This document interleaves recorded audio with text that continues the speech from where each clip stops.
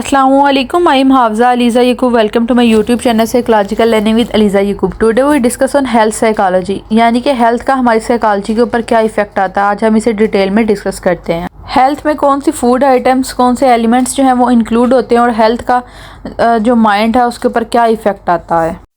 Health psychology is the study of psychological and behavioural process in health, illness and health care. Health psychology क्या है, इसके अंदर हम study करते हैं एक साइकोलॉजिकल और बिहेवियरल प्रोसेस को, कि हेल्थ के ऊपर जो है वो साइकी का क्या इफ़ेक्ट आता है। हेल्थ और साइकोलॉजी जो है वो माइंड किस तरह आपस में रिलेट करते हैं, या अगर किसी कोई इलनेस हो या हेल्थ केयर प्रॉपर ना हो रही हो तो उससे माइंड के ऊपर क्या इफ़ेक्ट आता है। जब फिज़िकली जो एक इंडिविजुअल है वो फिट नहीं होता तो वो मेंटल उसके ऊपर क्या इफ़ेक्ट आता है। That discipline is concerned with understanding how psychological, behavioral and cultural factor contribute to physical health and illness। कि किस तरह जो जिस environment का जो इंडिविजुअल की हेल्थ के ऊपर क्या इफेक्ट आता है, जो कल्चर्स होते हैं, कल्चर फैक्टर होते हैं, यानी कि जो इन्वायरमेंट है उसका क्या इफेक्ट आता है, बिहेवियर का, साइकोलॉजिकल जो है वो हेल्थ के ऊपर क्या इफेक्ट आता है। Psychological factor can affect health directly.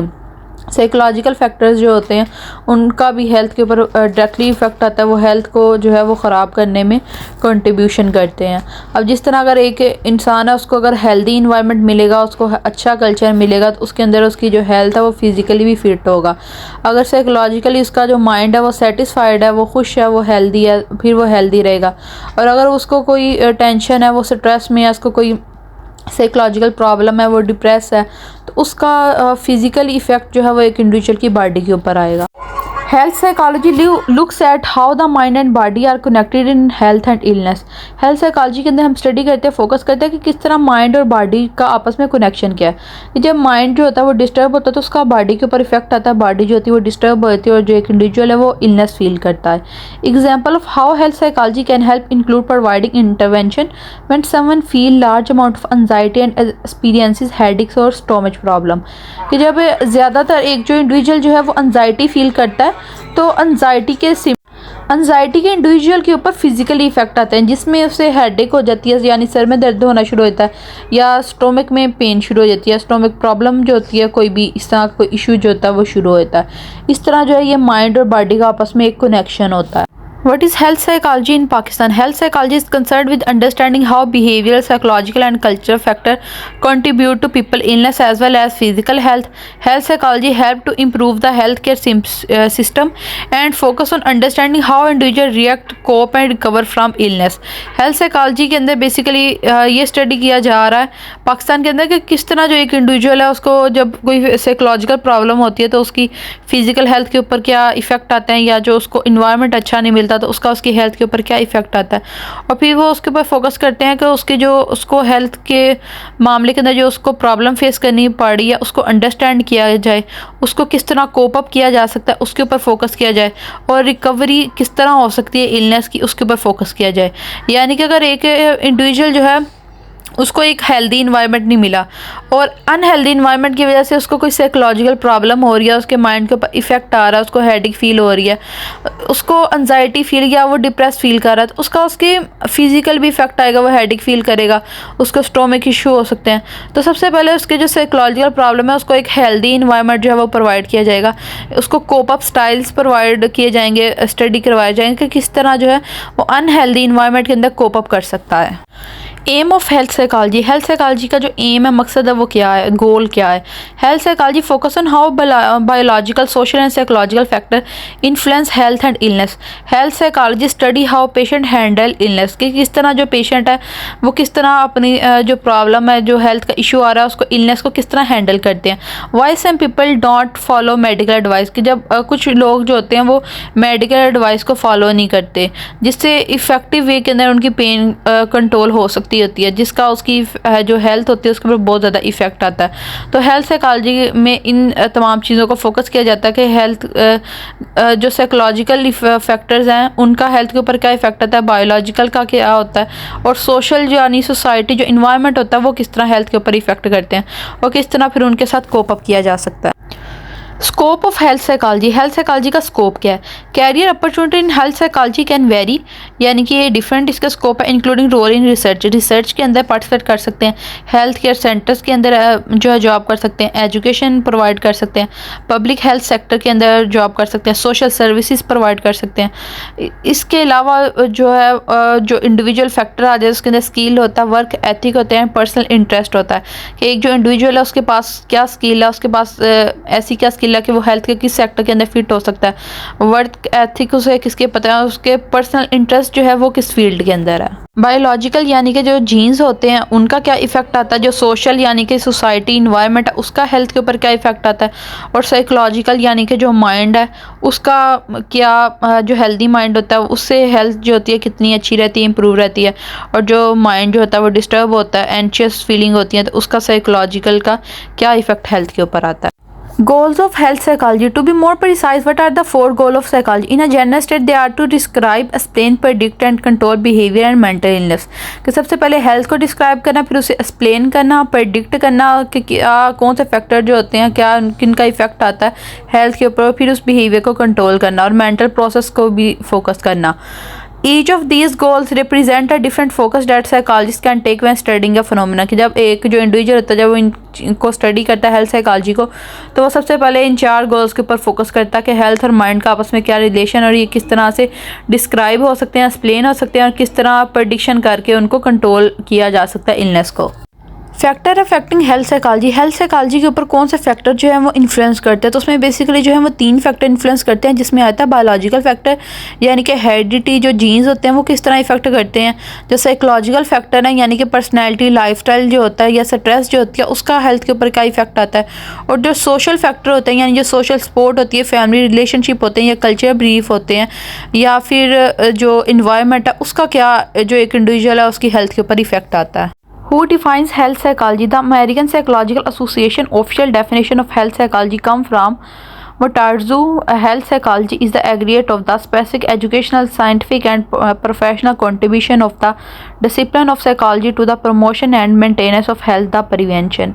यानी कि जो 1982 के अंदर हेल्थ साइकोलॉजी जो थी उसको इंट्रोड्यूस करवाया गया था, जिसमें देखा गया था कि किस तरह हेल्थ को प्रमोट किया जा सकता है, किस तरह हेल्थ को मेंटेन किया जा सकता है, और अगर कोई इलनेस आ जाए तो किस तरह उससे प्रिवेंट किया जा सकता है। अमेरिकन साइकोलॉजिकल एसोसिएशन ने ऑफिशियल डेफिनेशन ये अनाउंस करवाई थी, जो कि मटारजू ने 1982 में इंट्रोड्यूस करवाई थी।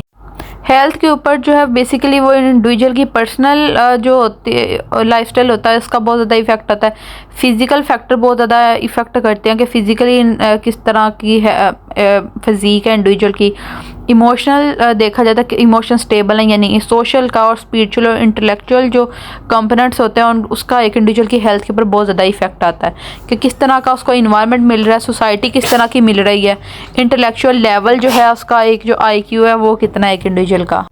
हेल्थ के कुछ बेसिक रूल्स होते हैं जिसमें आता है कि एक्टिव रहना चाहिए, फिजिकली एक्टिव रहना चाहिए, प्ले वगैरह खेलनी चाहिए, गेम्स वगैरह में इन्वॉल्व होना चाहिए, पानी ज़्यादा पीना चाहिए, टोबाकू या फिर कोई इस तरह कोई जो ड्रग है उससे परहेज़ करना चाहिए, शुगर जो है उसका कम यूज़ करना चाहिए, और जो बैलेंस है फ्लेक्सिबिलिटी लाइफ के अंदर लेके आनी चाहिए। Difference between illness and disease in health psychology, यानी कि हेल्थ साइकोलॉजी के अंदर इलनेस और डिजीज़ में क्या डिफरेंस होता है। Illness are experiences of discontinuous in stages of being and perceive role performance, यानी कि जब एक इंसान इलनेस फील करता है तो उसमें क्या होता है कि वो अपनी जो परफॉर्मेंस होता है वो प्रॉपर तरीके से नहीं रोल प्ले नहीं कर पाता। Diseases in the scientific paradigm of modern medicine are abnormalities in the function and और structure of body organ and system, लेकिन जब एक किसी इंडिविजुअल के बॉडी ऑर्गन के अंदर कोई अबनॉर्मैलिटी आती है तो उसको डिजीज़ कहा जाता है। 3 फैक्टर जो हैं वो बायोसाइकोसोशल अप्रोच होती है जिसको हम स्टडी करते हैं हेल्थ को अंडरस्टैंड करने में। बायो यानी कि जिसके अंदर बायोलॉजी देखी जाती है कि हेरिडिटी का क्या इफ़ेक्ट आता है, साइकोलॉजिकल इफ़ेक्ट देखा जाता है, और सोशल अप्रोच का सोशल इफ़ेक्ट देखा जाता है। बायोलॉजिकल में इंक्लूड होता है कि जेंडर क्या है, फिज़िकल इलनेस क्या, डिसेबिलिटी तो नहीं है कोई, या इम्यून फंक्शन किस तरह वर्क कर, या न्यूरोकेमिस्ट्री हार्मोन्स जो है वो प्रॉपर वर्क कर रहे हैं या नहीं कर रहे, या इंडिविजुअल कोई मेडिकेशन का कोई इफ़ेक्ट तो नहीं, यानी कि अगर कोई ड्रग वगैरह यूज़ कर रहे हैं तो उसका हेल्थ के ऊपर क्या इफ़ेक्ट आ रहा है, और जो सोशल कॉन्टेक्स्ट होता है उसमें आती है कि सोशल सपोर्ट कितनी मेरी है, रिलेशनशिप किस तरह का, फैमिली बैकग्राउंड कितना है, कल्चर किस तरह का, एजुकेशन कितनी है। और साइकोलॉजी में देखा जाता है कि इमोशंस किस तरह के स्टेबल हैं या नहीं, बिहेवियर किस तरह के, पर्सनैलिटी किस तरह की है एक इंडिविजुअल की, बिलीफ क्या है, मेमोरी क्या है, लर्निंग क्या है और कोपिंग स्किल्स कितनी है। बायोसाइकोसोशल मॉडल में देखा जाता है कि बायोलॉजी का, सोशल कॉन्टेक्स्ट का और जो साइकोलॉजिकल फैक्टर हैं इसका एक इंडिविजुअल की हेल्थ के ऊपर क्या इफेक्ट आता है। Does health psychology deal with mental health? Addition to mental health, psychologists provide primary prevention and disease management services for patients dealing with both mental and physical disorder. The mind and body are linked and our mental disorder frequently coexist with physical disorder. यानी कि जो body और mind का किस तरह से relation होता है कि जब फिजिकली एक इंडिविजुअल जो होता है वो अनफिट होता है तो उसका उसके माइंड से रिलेशन होता है। यानी अगर कोई डिप्रेशन वगैरह या स्ट्रेस कोई फील कर रहा है तो उससे एक इंडिविजुअल के अंदर जो है वो मायूसी, नाउमीदी, होपलेसनेस पैदा होती है। तो उसका एक इंडिविजुअल के को फिजिकल इफेक्ट सामने आता है, यानी कि हेडेक हो जाती है या कोई स्टोमक प्रॉब्लम हो जाती है। इस तरह जो हेल्थ होती है उसका ऊपर माइंड का और बॉडी जो होती है वो कंबाइन होके उनका इफेक्ट आता है। साइकोलॉजिकल जो फैक्टर होते हैं उसमें देखा जाता है कि कोग्निटिव मॉडल जो होते हैं उसका क्या इफेक्ट आता है, कोग्निशन किस तरह इफेक्ट करती है हेल्थ के ऊपर, यानी एक इंडिविजुअल के थॉट किस तरह के है, फीलिंग किस तरह की है और वो किस तरह से इफेक्ट करता है एक इंडिविजुअल को। यानी अगर एक इंडिविजुअल के जो थॉट्स हैं वो नेगेटिव थॉट है, उसके बिलीफ ठीक नहीं है तो उससे उसकी मेंटल हेल्थ के ऊपर इफेक्ट आता है। Characteristic of health behavior. Example of positive health behavior include regular physical activity, healthy diet, adequate sleep. यानी कि एक इंडिविजुअल जो फिजिकल एक्टिव होता है, पार्टिसिपेट करता है गेम्स के अंदर, प्ले के अंदर, हेल्दी उसकी डाइट होती है, स्लीप फुलफिल होती है और वो तंबाकू वगैरह को अब जो है वो अवॉइड करता है, अल्कोहल को यूज़ नहीं करता, तो उससे उसकी जो हेल्थ होती है, उसकी हेल्थ के जो बिहेवियर वो प्रमोट होते हैं और उसकी हेल्थ जो होती है वो इम्प्रूव होती है। इससे उसे कोई भी इलनेस नहीं हो सकती और कोई भी वो डिजीज़ से जो है वो बचा रहता है।